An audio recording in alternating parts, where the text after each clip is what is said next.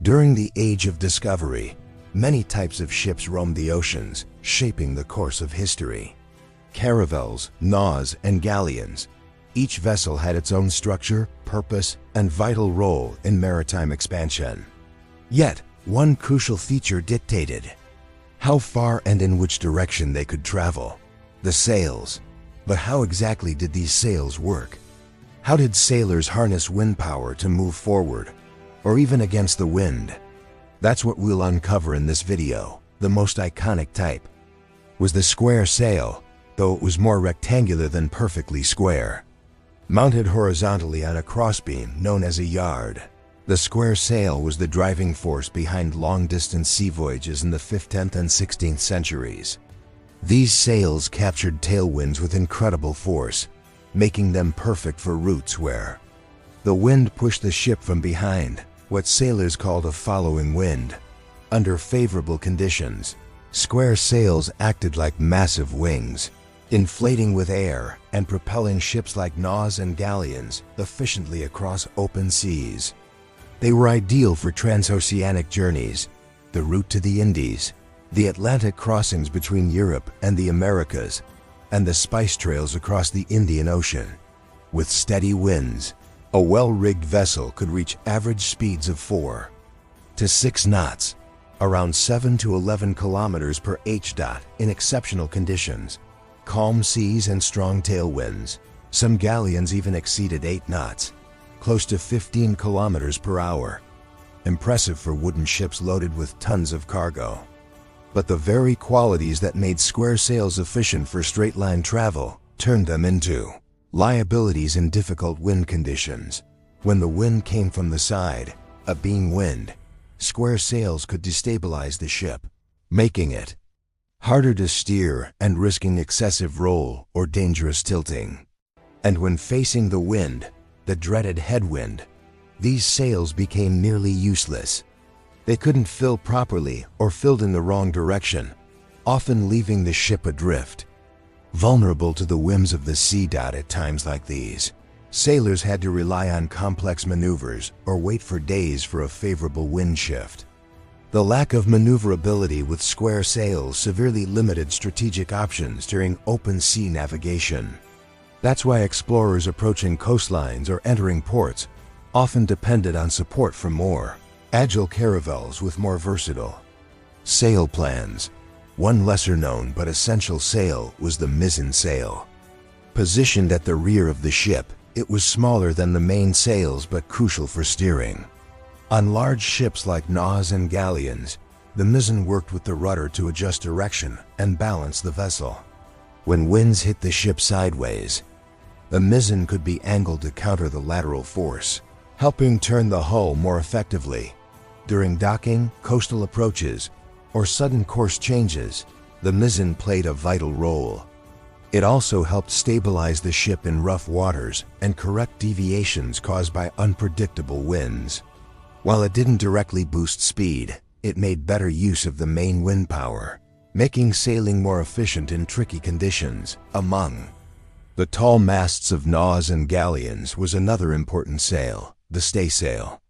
Unlike square sails mounted on horizontal yards, the staysail was rigged diagonally between two masts, usually between the mainmast and the foremast, or the mainmast, and the mizzenmast.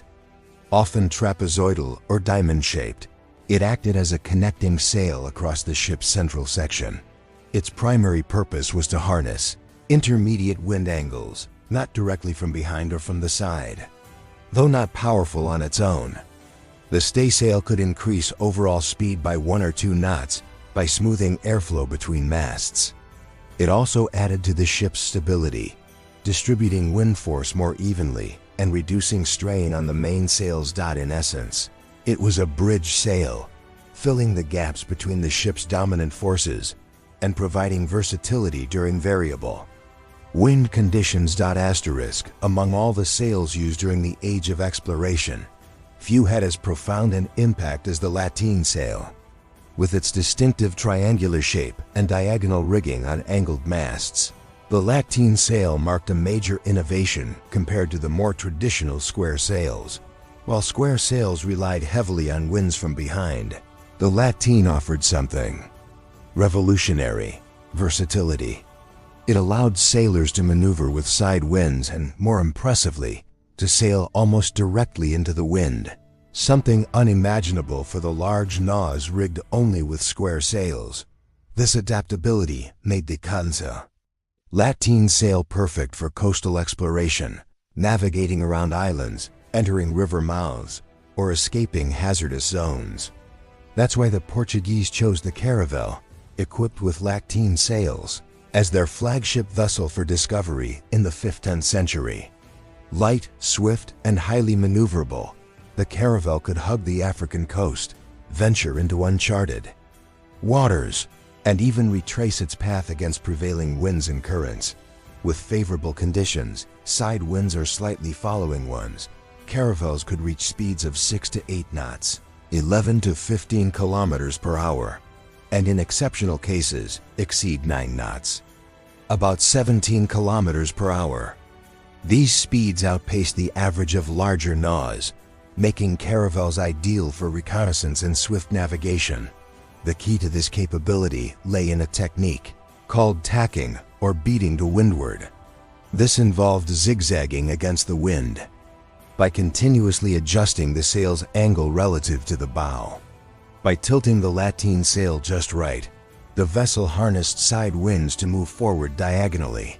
Even if the wind was coming head-on, progress wasn't direct though. The ship had to alternate its heading, port, then starboard, tracing a V-shaped path against the wind.